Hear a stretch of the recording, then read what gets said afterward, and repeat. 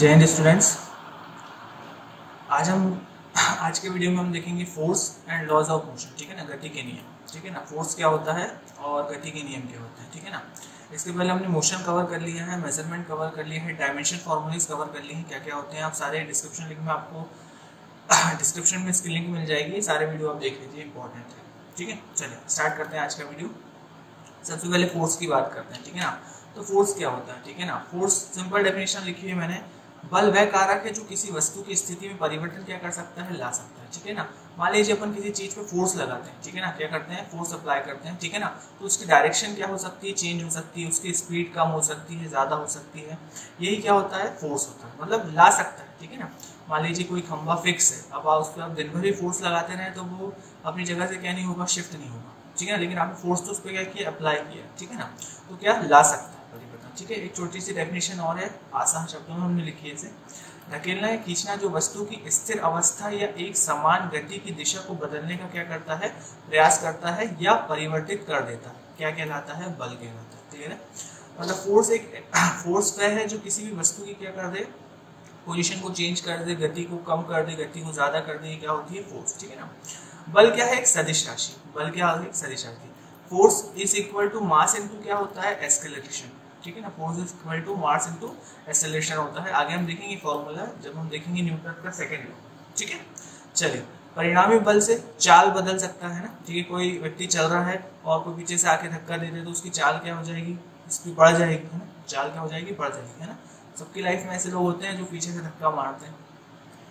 ठीक है ना, उसके बाद गति की दिशा बदल सकती है, वस्तु की गति, दिशा और चाल दोनों बदल सकती है, वस्तु का आकार और आकृति बदल सकती है।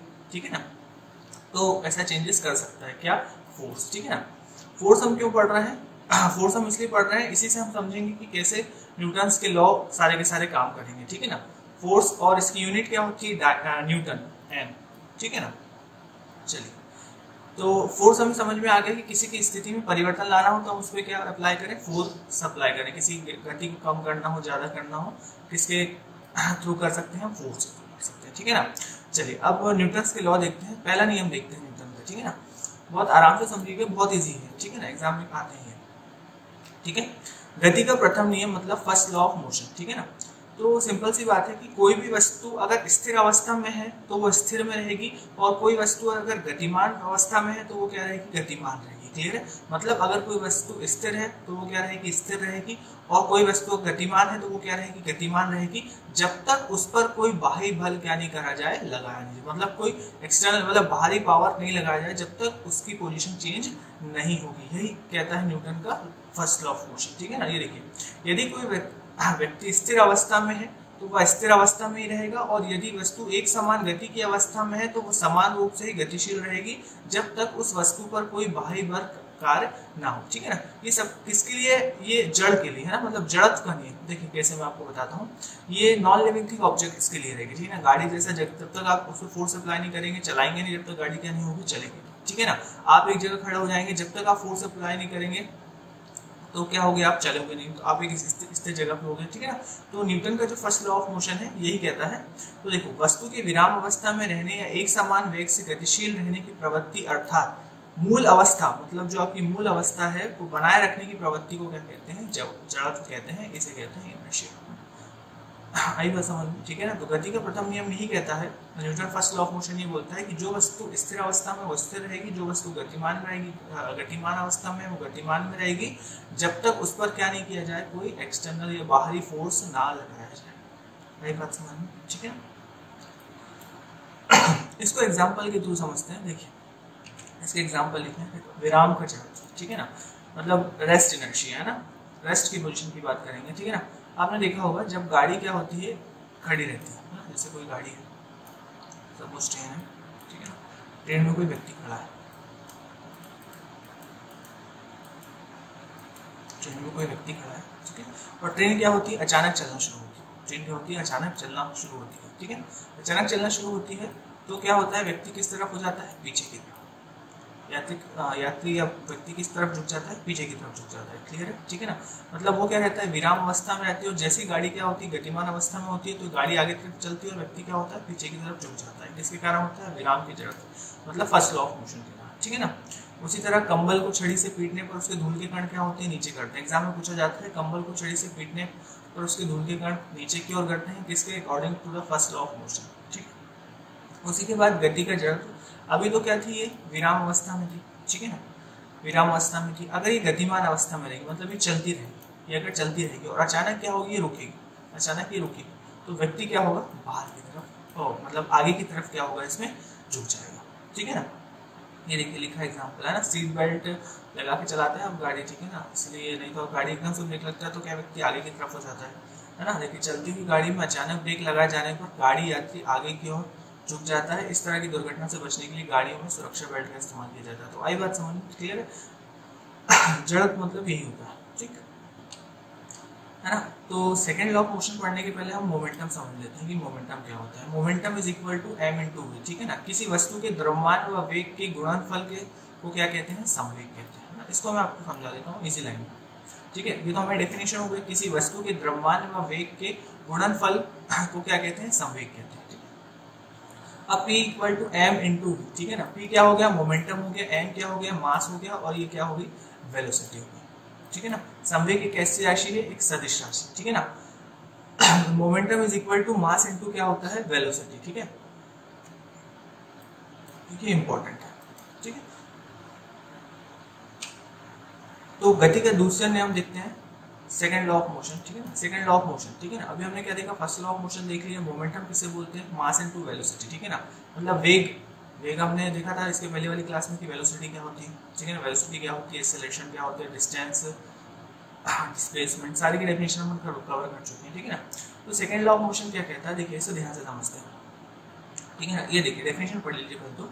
किसी भी वस्तु के संवेग परिवर्तन की दर उस पर लगाए गए बल के समानुपाती होती है तथा संवेग परिवर्तन की दिशा वही दिशा में होती है जो बल की दिशा में होती है। सिंपल क्या है इसकी डेफिनेशन, ठीक है। अब देखिए जैसे फोर्स है, force is equal to change in momentum, ठीक है। मोमेंटम क्या होता है, मास इनटू वेलोसिटी, अभी हमने देखा, ठीक है ना, विद रिस्पेक्ट टू क्या, टाइम, ठीक है ना, अपॉन में क्या, ठीक है। अब देखिए हमें पता है कि force is equal to P क्या होता है, D equal to M V, क्या हो जाएगा, एम वी हो जाएगा, अपॉन क्या हो जाएगा, ये डी टी हो जाएगा, ठीक है। अब क्या होता है, मास चेंज नहीं होता है, मास चेंज नहीं होता। देखिए आप जितने भी वजन के रहेंगे, ठीक है ना, आप जितने वजन के रहेंगे उतने वजन के रहेंगे, चाहे आप तेज दौड़ो, धीरे दौड़ो, कैसे भी करो आप, लेकिन आपका जो वजन है वो है सेम रहेगा, ठीक है ना। मतलब मास चेंज नहीं होता है। तो फोर्स इक्वल टू मास क्या हो जाता है, यहाँ पे बाहर आ जाता है, इंटू dv बाई dt, ये लिखा हुआ। फोर्स इक्वल टू ये मास बाहर आ जाता है, dv बाई dt। अब चेंज इन वेलोसिटी मतलब वेग परिवर्तन की दर किसके अपॉन में टाइम, क्या होता है, ये होता है एक्सेलरेशन। तो यहाँ से फोर्स का फॉर्मूला आपको मिल जाता है, force is equal to mass into acceleration. ये होता है सेकंड लॉ ऑफ मोशन, ठीक है। ये क्या है, न्यूटन का सेकंड लॉ ऑफ मोशन, ठीक है ना। तो force equal to mass into acceleration, ये हमने डेफिनेशन में भी लिखा। किसी भी वस्तु के संवेग परिवर्तन की दर उस पर लगाए गए बल की क्या होती है, समानुपाती होती है, ठीक है ना। तथा संवेग परिवर्तन दिशा वही दिशा में होती है जो किसकी दिशा होती है, बल की दिशा होती है, ठीक है ना। ये जो सारे आपको मैं फॉर्मूले बता रहा हूँ, ये फॉर्मूले आप याद कर लीजिएगा, ठीक है ना। इसी से क्या निकालिए आप, डायमेंशन फॉर्मूले, ठीक है ना। इसके पहले वीडियो में मैंने आपसे पूछे थे डायमेंशन फॉर्मूले, ठीक है ना। एक दो आंसर देखते हैं, बाकी कोई कमेंट में देता ही नहीं इसके आंसर, ठीक है। दो नहीं दो डजंट मैटर, तो आप पढ़ लेना इसे, ठीक है। तो सेकंड लॉ ऑफ मोशन क्या होता है, force is equal to mass into acceleration, ठीक है ना। इसी में हम इंपल्स देखेंगे, ठीक है ना। इसकी जो एप्लीकेशन आएगी इंपल्स है। पहले तो इंपल्स को समझते हैं, इंपल्स होता है क्या। इंपल्स मतलब क्या होता है, आवेग, है ना। और देखिए इसको डेफिनेशन के थ्रू समझो। डेफिनेशन क्या है, जब कोई बड़ा बल किसी वस्तु पर थोड़े समय के लिए कार्य करता है तो बल एवं समय अंतराल के गुणनफल को उस बल का क्या कहते हैं, आवेग कहते हैं, ठीक है ना। डेफिनेशन के बाद फॉर्मूला देखिए, आवेग इक्वल टू बल इनटू समय अंतराल, मतलब impulse is equal to force into समय अंतराल, मतलब समय अंतराल डेल्टा। डेल्टा का मतलब होता है चेंज होगा, डेल्टा मतलब क्या होगा, ये चेंज होगा, ठीक है ना। डेल्टा मतलब टी। या फिर आवेग इज इक्वल टू संवेग में परिवर्तन, संवेग में क्या परिवर्तन, चेंज इन क्या, मोमेंट, ठीक है। तो बल इनटू डेल टाइम, ठीक है ना। मतलब ये मान लीजिए कुछ समय का फोर्स, जैसे देखिए जब कोई बड़ा बल किसी वस्तु पर थोड़े समय के लिए कार्य करता है, ठीक है ना, तो क्या क्रिएट करता है, इम्पल्स, ठीक है। ठीक है ना, इसका क्या होता है इम्पल्स। आवेग कैसी राशि है, सदिश राशि, ठीक है ना, कैसी राशि है, सदिश राशि। इसका मात्रक क्या होता है, न्यूटन सेकंड, इसका मात्रक क्या होता है, न्यूटन सेकंड। तो बल का मात्रक हमने देखा था, बल का मात्रक क्या है, न्यूटन, और इसका क्या है, सेकंड टाइम। ये हम सब चीजें डायमेंशन फॉर्मूले में देख चुके हैं, ठीक है। इसकी दिशा उसी तरफ होती है जिस तरफ इसकी दिशा होती है बल्स। इसके एग्जांपल देखिए ना, क्रिकेट खेलते रहते हैं आप, जब आपके पास कोई कैच आता है तो आप कैच लेते हैं तो बॉल मतलब हाथ कहाँ जाते हैं, पीछे की तरफ होता है, इसका एग्जांपल है, ठीक है ना। कराटे करते हैं, ये देखिए नेक्स्ट, कराटे के खिलाड़ी हाथ के प्रहार से एक ही झटके में बर्फ की सिल्ली या तोड़ देते हैं, फोर्स लगाते हैं, ठीक है ना। तो ये इसके क्या है एग्जांपल, पढ़ लीजिएगा, ठीक है। तो first law of motion, momentum क्या होता है, सेकंड लॉ ऑफ मोशन और इम्पल्स क्या होता है, ये चीजें क्लियर हो गई। अब देखते हैं थर्ड लॉ ऑफ मोशन, ठीक है ना, गति का तृतीय नियम, थर्ड लॉ ऑफ मोशन।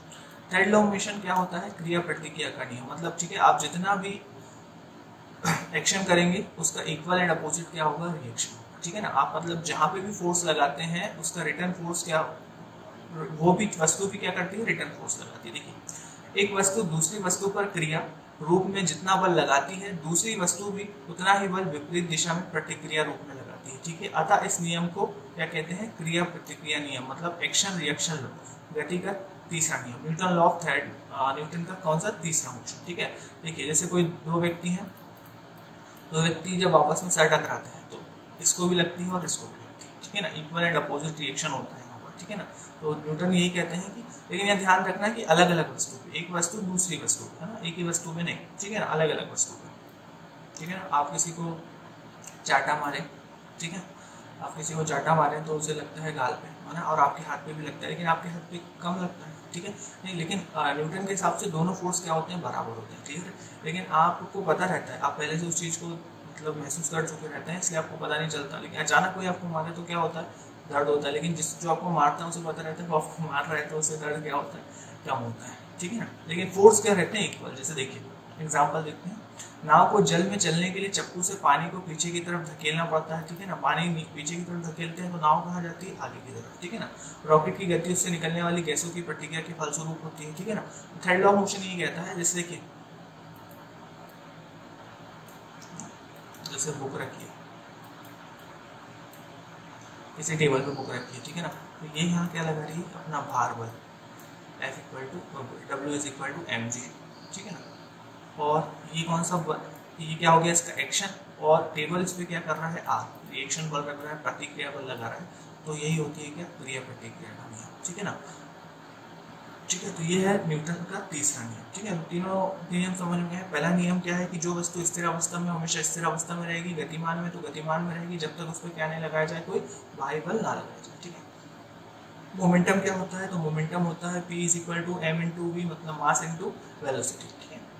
उसके बाद सेकेंड लॉ ऑफ मोशन क्या होता है, तो force equal to mass into acceleration, ठीक। उसके बाद इम्पल्स क्या होता है, तो इम्पल्स इज इक्वल टू संवेग की, संवेग में परिवर्तन, ये संवेग परिवर्तन की दर, ठीक है। या फिर आप उसे क्या बोल सकते हैं, आवेग is equal to force into क्या बताइए। और तीसरा क्या है, तीसरा लॉ ये है कि भैया क्रिया प्रतिक्रिया बिल, ठीक है। मतलब आप जितना भी एक्शन करते हैं उसका इक्वल एंड अपोजिट क्या होता है, रिएक्शन होता है। उसके हमने क्या देख लिया, एग्जाम्पल, ठीक है ना।